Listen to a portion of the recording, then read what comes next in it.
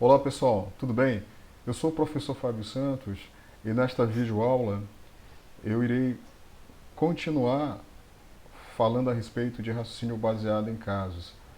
Na aula passada eu apresentei uma introdução a respeito de raciocínio baseado em casos. E nesta aula eu vou especialmente explicar como, como nós podemos implementar cada atividade que faz parte do ciclo de vida do raciocínio baseado em casos. Beleza?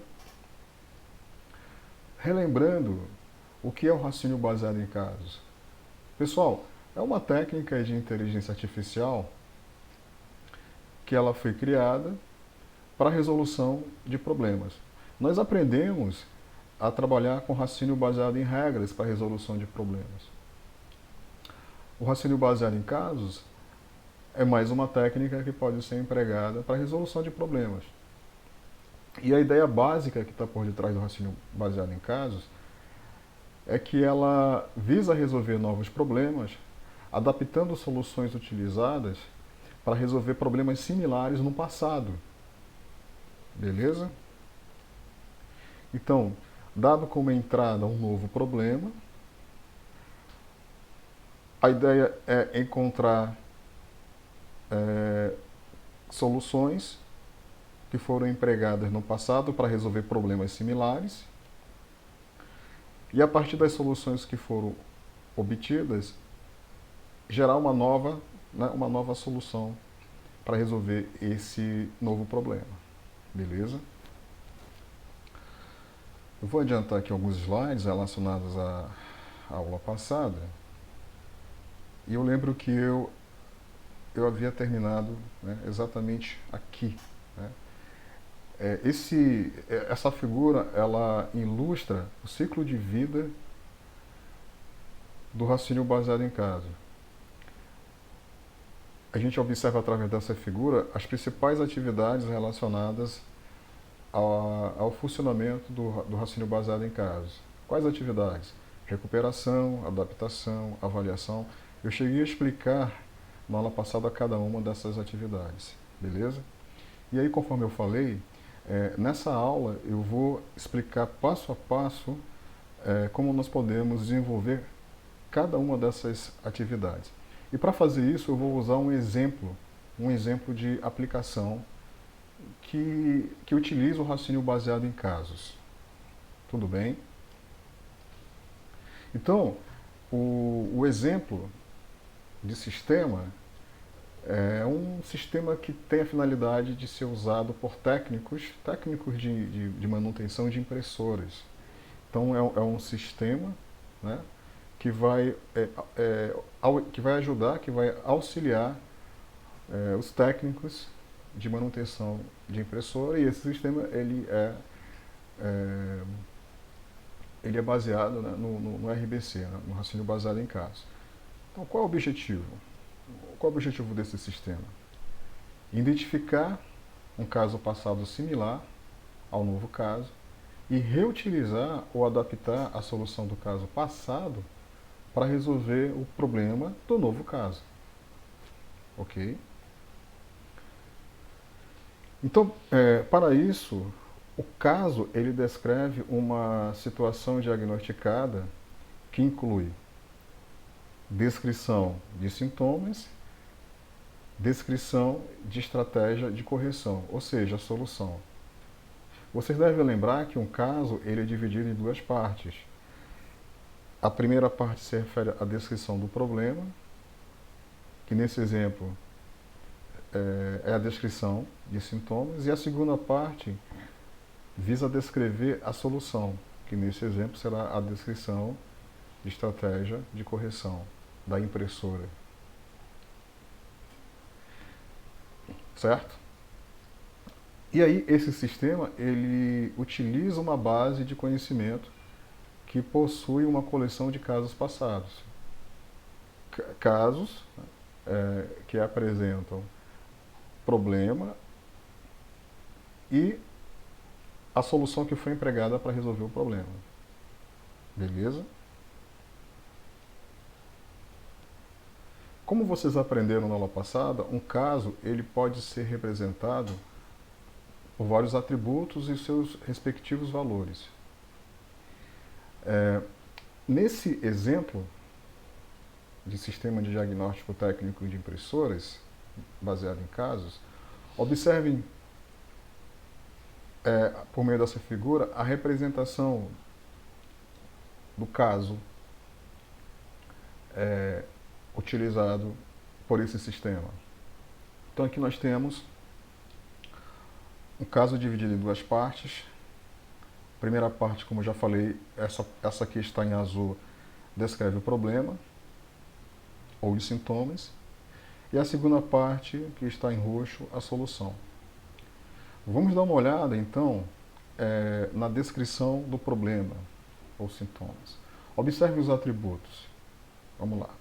Descrição, impressora não funciona. Modelo, Robotron Matrix 600. Luz de estado do papel, apagada. Luz de estado da tinta colorida, apagada. Luz de estado da tinta preta, apagada. Estado do interruptor, ligado. Então a gente observa, através dos atributos e respectivos valores, o modelo de uma impressora, a descrição do comportamento da impressora, a impressora não funciona, e também a gente observa o estado da impressora, através dos atributos luz de estado do papel, luz de estado de tinta colorida, luz de estado de tinta preta e estado do interruptor. Beleza? Vamos dar uma olhada agora na descrição da solução. A descrição da solução, ela possui dois atributos. O atributo diagnóstico, cujo valor é curto-circuito, e o atributo ação, cujo valor troca da fonte de alimentação. Então a gente observa que na solução foi colocado o diagnóstico, né? Ou seja, qual é o problema, né? Vamos dizer assim, da impressora, o problema que está causando a impressora não funcionar, e a ação, ou seja, a solução que foi empregada, né? Que é a troca da fonte de alimentação. Beleza? Agora imaginem que esse sistema ele tem como base, para implementar o raciocínio baseado em casos, ele tem uma base de conhecimento, ou uma base de casos, certo? Então, essa base de conhecimento, ela possui uma coleção de casos. Nesse slide, a gente observa dois casos que fazem parte dessa base. Cada caso descreve uma situação diagnosticada. E vale ressaltar que todos os casos eles são independentes, certo? A gente já havia dado uma olhada no caso 1, no slide anterior. Vamos dar uma olhada agora no caso 2. Né? Então, no caso 2, observem o problema. Descrição: não imprime em preto. Modelo: Robotron Matrix 800. Luz do estado do papel, apagada. Luz do estado da tinta colorida, apagada. Luz do estado da tinta preta, acesa. Estado do interruptor, provavelmente está off, está desligado. Solução: olha a solução. Diagnóstico: cartucho de tinta preta vazio. Ação: troca do cartucho de tinta preta. Faz sentido, né? Se a gente observar a descrição do problema, não imprime em preto, né? Não imprime em preto. O atributo luz de estado da tinta preta, observem aí, ó, acesa. Então normalmente quando essa luz está acesa, é uma indicação que o nível, né, de tinta, né, do cartucho está abaixo, né, do que é normal, certo? E aí o diagnóstico está bem claro, né, cartucho de tinta preta vazio. E qual é a ação? Troca do cartucho de tinta preta, beleza? O que eu gostaria que vocês notassem é que nós temos aqui dois exemplos de casos que fazem parte de uma base de casos que registra problemas e soluções relacionadas a impressores, certo? E aí essa base de conhecimento, essa base de casos, ela vai viabilizar que seja possível resolver um problema atual, levando em consideração soluções que foram empregadas no passado para problemas similares, certo? Então, agora a gente vai começar a entender como é possível implementar cada uma daquelas atividades que fazem parte do ciclo de vida de funcionamento de um raciocínio baseado em casos. Então vamos lá, solução de um novo caso. O novo caso possui sintomas, mas sem a parte da solução. Ou seja, o novo caso ele permite que seja possível descrever um problema atual de uma impressora, de repente uma impressora nova que chegou lá na oficina, certo? E para essa impressora deverá, né, o sistema de diagnóstico técnico deverá encontrar uma solução, beleza? Então, vamos dar uma olhada aqui na descrição do novo caso, especialmente do problema. Descrição: não imprime em cores. Modelo: Robotron 200. Luz de estado do papel: apagada. Luz de estado da tinta colorida: acesa. Luz de estado da tinta preta: apagada. Estado do interruptor: não conhecido. Então a gente observa aí que essa impressora ela não está imprimindo em cores. Esse é o problema principal, né? Beleza. Então tá aqui o problema, né? O problema descrito no novo caso. E aí vai ser necessário recuperar da base de casos o caso mais similar, ou seja, o caso que descreve o problema mais similar ao problema do novo caso. Beleza? Certo? Uma vez que esse caso mais similar, né, esse caso recuperado mais similar, ele seja identificado, ele seja recuperado, a solução desse caso passado poderá ser adaptada para servir de solução para o novo caso, certo? Então essa solução ela vai ser sugerida e ela vai ser avaliada. Caso a solução seja confirmada, o novo caso vai ser retido, certo? Então eu vou mostrar para vocês agora como seria a implementação da atividade de recuperação. Recuperação de casos passados similares ao novo caso. Então, dado como entrada um novo problema, será necessário acessar a base de casos para identificar ou para recuperar o caso mais similar. Para recuperar o caso mais similar, vai ser necessário fazer uso de cálculo de similaridade. Ok? Então, aqui a gente observa como funciona o algoritmo de recuperação. Para cada caso da base de casos, primeiro, calcula a similaridade de um caso, né, contido na base de casos, com um novo caso. Certo? Uma vez identificado o caso mais similar, reter o caso com maior grau de similaridade. Ou seja, esse caso que possui maior grau de similaridade, como eu havia falado antes, a solução desse caso com maior grau de similaridade vai ser utilizada para servir de solução para o novo caso. Vale ressaltar que esses dois passos, calcular a similaridade, reter o caso com maior grau de similaridade, estão contidos dentro de um laço, né?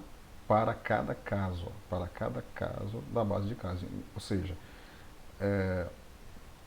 a ideia é que esses dois passos eles sejam realizados para cada caso que está na base de casos, visando exatamente encontrar o caso com maior grau de similaridade. Beleza? E aí eu falei para vocês que a base dessa atividade de recuperação de casos está em calcular a similaridade entre o novo caso e cada caso que está na base. E aí, pessoal, dependendo, né, da métrica de similaridade que é utilizada, a gente vai trabalhar com uma determinada faixa de valores, né? Por exemplo, de 0 a 1, onde quanto mais próximo o valor for de 1, maior será o grau de similaridade, por exemplo. Mas para calcular a similaridade, vai ser necessário, né, ser realizado uma comparação entre os valores de cada atributo que descreve o problema, certo? Incluindo cada atributo que descreve o problema do novo caso e de cada caso que faz parte da base, certo? Então a base de comparação entre os casos é cada atributo e seu respectivo valor. E aí, pessoal, para calcular a medida de similaridade entre casos, é necessário que sejam calculadas duas similaridades. Calcular a similaridade local e também calcular a similaridade global. Eu vou explicar a diferença entre cada um. Vamos começar pela similaridade local. Então, o cálculo da similaridade local consiste em calcular as similaridades para os valores dos atributos, beleza? Certo? Por exemplo, vamos pegar aqui o atributo luz de estado do papel. O valor vai ser 1 quando, o valor da similaridade, né? Vai ser 1 quando o valor do atributo luz de estado do papel de um novo caso é igual, né, ao valor do atributo luz de estado do papel de um determinado caso que está lá na base de casos. Deu para entender? E vai ser 0, né? E vai ser 0 quando o valor do atributo luz de estado do papel do novo caso é diferente, né, do valor luz de estado do papel de um caso contido lá na base de casos. Certo? Vamos dar uma olhada agora no atributo modelo. Observem que a similaridade entre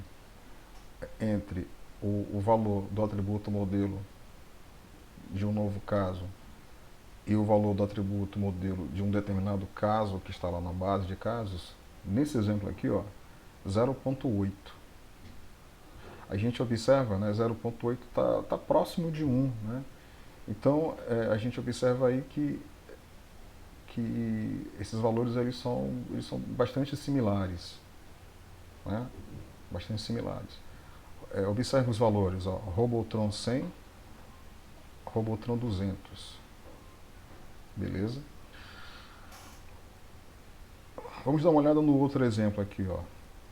No outro exemplo, se o valor do atributo modelo de um novo caso for Robotron 100 e o valor do atributo modelo de um determinado caso que está lá na base de casos for Robotron Matrix 800, observe o valor de similaridade, 0,2, ou seja, valor baixo. O valor de similaridade, nesse caso aí, é baixo, né? Ou seja, não são similares. Beleza? Então, a ideia é calcular a similaridade local dos atributos, certo? Dos atributos que descrevem o problema do novo caso em relação aos atributos que descrevem o problema de um determinado caso que está lá na base de casos. Ok? Eu vou mostrar para vocês agora um exemplo como realizar um cálculo de similaridade. Vamos supor que tem um atributo cores, que no caso tem lá o atributo cores.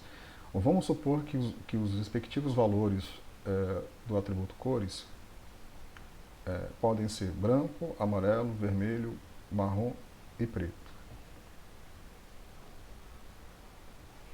E aí, para a gente poder calcular a similaridade, normalmente a gente pode associar uniformemente pesos aos possíveis valores dos atributos.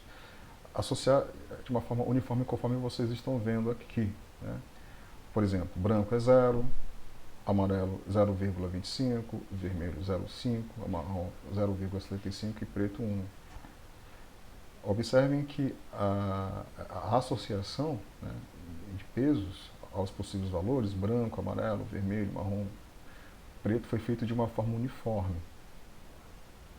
Tudo bem? Uma vez que a gente fez essa associação, para calcular a similaridade é muito simples, basta empregar qualquer fórmula para calcular a similaridade, como distância de Manhattan, distância euclidiana, certo? Então, aqui nesse slide, observem que tem um exemplo que visa mostrar como calcular a similaridade, onde a variável cor 1, o valor dela é branco, e a variável cor 2, o valor dela é amarelo. Vamos supor que a variável cor 1 se refere ao atributo cor do novo caso, e a variável cor 2 se refere ao atributo cor de um determinado caso que está lá na base de casos. Aplicando a fórmula de similaridade, o valor obtido foi 0,75. Então, esse é o valor de similaridade, né? Certo? Então, essa forma que eu estou mostrando é uma maneira que pode ser empregada para calcular a similaridade local, né? A similaridade local, como eu já falei, ela se refere à similaridade entre os atributos que descrevem o problema, né? Tanto do novo caso como de um determinado caso que está lá na base de casos, na base de conhecimento. Beleza? E aí existe também, pessoal, o cálculo da similaridade global. Então, uma vez que foi calculado a similaridade local, as similaridades obtidas, elas poderão ser utilizadas para viabilizar que seja possível calcular a similaridade global. Certo? A similaridade global se refere exatamente à similaridade entre dois casos. Tudo bem? Então, como eu falei, o valor é obtido com base nos valores de similaridade local de todos os atributos dos casos. E aí um detalhe importante: determinados atributos podem ter importância diferente, ou seja, um peso maior. Por exemplo, o atributo descrição, ele tem alta importância, então o peso dele é 5, certo? Os atributos luz de estado do papel, luz de estado de tinta colorida, luz de estado de tinta preta e estado do interruptor têm uma importância média, então o peso é 2. E o atributo modelo, por exemplo, ele tem uma baixa importância. Então o atributo será peso 1. Tudo bem? Peso 1.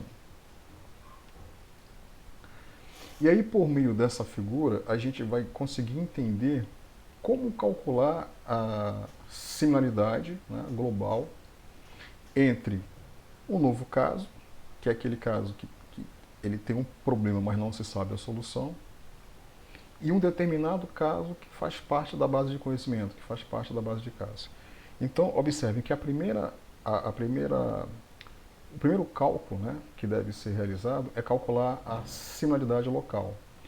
Observem os valores das similaridades, né, local que foram calculadas entre os atributos que descrevem um problema do novo caso e os atributos que descrevem um problema de um determinado caso lá da base, no caso 1, por exemplo. Então, o valor de similaridade entre o atributo descrição do novo caso e o atributo descrição do caso 1 foi 0. Né? O valor de similaridade do atributo modelo do novo caso em relação ao atributo modelo do caso 1 foi 0,6. O valor de similaridade do atributo luz de estado do papel do novo caso em relação ao valor do atributo luz de estado do papel do caso 1 foi 1. Olha só. Certo? O valor do atributo luz de estado de tinta colorida do novo caso em relação ao valor do atributo luz de estado de tinta colorida do caso 1 foi 0, certo? E o valor de similaridade do atributo luz de estado de tinta preta do novo caso em relação ao valor do atributo luz de estado de tinta preta do caso 1 foi 1. Né? E finalmente, o valor do atributo estado do interruptor do novo caso, o valor de similaridade em relação ao atributo estado do interruptor do caso 1 foi 0. Então a gente observa os valores, né, de similaridade local. Beleza. Observem que os atributos eles possuem um peso associado para indicar o seu grau de relevância, certo? Então, o atributo com alta importância, o peso dele é 5. O atributo com média importância, o peso é 2, e o atributo menos importante é 1. E nós já sabemos, né, quais são esses atributos. Por exemplo, o atributo descrição é o que possui maior peso, né? Então, o valor associado a ele é 5, beleza? Beleza. Então, para a gente calcular finalmente a similaridade global, a gente vai usar o cálculo da similaridade pela média ponderada, certo? Então, observem aqui, ó, nessa última linha aqui, ó, similaridade, né, aí entre parênteses, novo, vírgula, caso 1, né, um novo caso, vírgula, caso 1, vai ser igual. Vai ser igual ao cálculo da similaridade pela média ponderada. Então, observe, ó, 5 vezes 0,0. Ou seja, o peso, né, 5, vai ser multiplicado pelo valor da similaridade local correspondente ao atributo descrição, que possui, né, alta relevância, certo? Mais 1 vezes 0,6. 1, né? 1 se refere a um peso para um atributo menos importante, certo? Que nesse exemplo, qual é o atributo menos importante? É o modelo, beleza? Então, ficou 1 vezes 0,6. 0,6 é o valor da similaridade local do atributo modelo, beleza? Certo? mais 2 vezes 1.0. 2 é o peso, que se refere a um atributo que tem média importância. Que nesse exemplo aí, qual é? Quais são, né? Luz de estado do papel, luz de estado da tinta colorida, luz de estado da tinta preta. Beleza? Certo? Estado do interruptor, certo? Então a gente observa, né, o cálculo da similaridade pela média ponderada. A gente observa que o resultado obtido foi 0,3. Então 0,3 é, no final das contas, o valor da similaridade global. Né? Similaridade global. Tudo bem?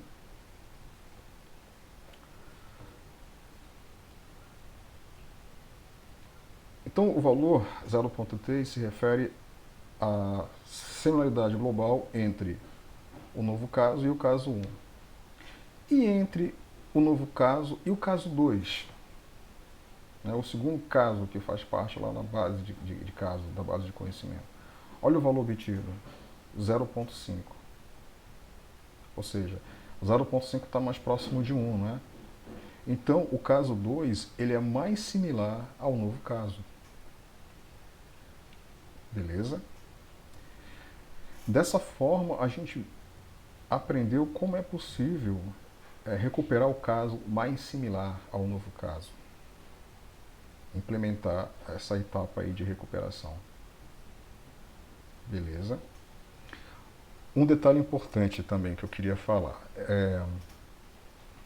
é que, dependendo do tipo de dado do atributo, ou seja, dependendo do tipo de valor do atributo, a gente vai usar uma determinada forma de calcular a similaridade local. Tá bom? Eu vou mostrar outras formas de calcular a similaridade local na nossa próxima aula. Tá? Agora, o que eu quero que vocês aprendam é como implementar cada uma das atividades que fazem parte do ciclo de vida do raciocínio baseado em casos. E eu mostrei uma forma simples de calcular a similaridade local, mas existem outras formas que eu vou mostrar na próxima aula. Beleza? Então, nós aprendemos que para que seja possível recuperar o caso mais similar ao novo caso, é necessário calcular a similaridade local e a similaridade global, certo? Calcular essas similaridades em relação ao novo caso e cada caso que faz parte da base de caso, base de conhecimento. Bom, aí vem a próxima etapa, né, a próxima atividade do ciclo de vida, que é a atividade de adaptação da solução do caso 2. Como o caso 2 ele é o mais similar ao novo caso, então a solução do caso 2 deverá ser adaptada, caso seja necessária, para o novo problema, né, para o novo caso. Beleza? Então vamos observar a solução do caso mais similar. O caso mais similar, né? Diagnóstico: cartucho de tinta preta vazio. Ação: troca, né, do cartucho de tinta preta.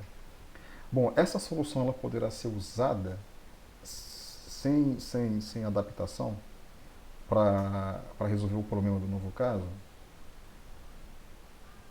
Creio que não. Por quê? Se nós observarmos a descrição do problema do novo caso, a descrição, o atributo, né, o atributo descrição, olha o valor dele, ó, não imprime em cores.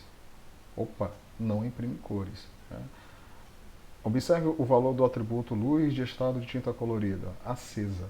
Ou seja, eu não vou poder usar, sem fazer qualquer adaptação, a solução do caso 2, do caso mais similar. Por quê? Porque o diagnóstico é cartucho de tinta preta vazio e a ação que foi empregada troca do cartucho de tinta preta. Então vai ser necessário adaptar essa solução, certo? De modo que ela possa ser empregada para resolver o novo problema. E como é que foi feita a adaptação? Primeiro, o valor do atributo diagnóstico. Ó. Ao invés de ser cartucho de tinta preta vazio, será cartucho de tinta colorida vazio. E a ação, troca do cartucho de tinta colorida ao invés de tinta preta. Deu para entender essa adaptação sutil que foi necessária fazer para que ela pudesse ser utilizada para resolver o novo problema? Certo? Bom, e aí um novo caso ele foi criado, né, que é o caso 3, certo? O caso 3, né, foi criado. Ele possui uma nova solução, uma solução que foi adaptada a partir do caso 2. Certo? E aí, se essa solução, se ela for validada, né, se o diagnóstico está correto, se a solução, se a ação, né, está correta, esse novo caso ele poderá ser armazenado na base de casos. E, consequentemente, o sistema ele irá aprender, né, uma nova experiência, um novo caso, que descreve um novo problema e uma nova solução. Isso é muito, muito legal porque faz com que o sistema ele se torne mais inteligente, né? Mais inteligente, que a base de casos ela vai crescendo e, consequentemente, ele ganha mais experiência e se torna mais inteligente. Beleza, pessoal? Deu para entender, então, como nós podemos implementar, né, as principais atividades que fazem parte do ciclo de vida de um sistema que utiliza raciocínio baseado em casos. E aí, como é de praxe, normalmente eu sempre deixo uma atividade, né? Eu gostaria de deixar essa atividade aqui para vocês. Ó. Identifique um problema que pode ser tratado por meio de um sistema que emprega raciocínio baseado em casos. Para isso, modele os casos, que consiste em identificar os atributos e seus possíveis valores e os pesos, certo? Vocês vão criar uma base de casos, sei lá, essa base de casos pode ter uns 5 casos, por exemplo. Crie um novo caso e obtenha uma solução para o novo problema deste caso a partir de um caso passado mais similar. Para isso, aplique o ciclo de vida, né, do raciocínio baseado em casos. Beleza? Esse exercício, inclusive, pessoal, dá para fazer usando o Excel. Dá pra, através de uma planilha no Excel, especificar, né, os casos, criar uma base de casos e definir um novo caso que não tem uma solução, e a partir dos cálculos da similaridade local e global conseguir identificar o caso mais similar e reutilizar a solução desse caso mais similar para resolver o problema do novo caso. Eu vou mostrar como fazer isso na próxima aula, beleza? Por enquanto, procurem agora identificar, né, um problema que pode ser tratado por meio do sistema que emprega raciocínio baseado em casos. Faça essa modelagem, né, e tentem, através desse exercício, praticar o que foi apresentado na aula de hoje. Beleza, pessoal? Próxima aula eu vou falar sobre outras abordagens para calcular a similaridade local. E vou trazer um exemplo de implementação usando o Excel, usando a planilha no Excel. Tudo bem? E vale também ressaltar que tem uma ferramenta, assim como vocês aprenderam o Expert Center, tem uma ferramenta de suporte a raciocínio baseado em casos, que eu vou mostrar para vocês também. Então é isso aí, pessoal. Um forte abraço para vocês. Até a próxima aula.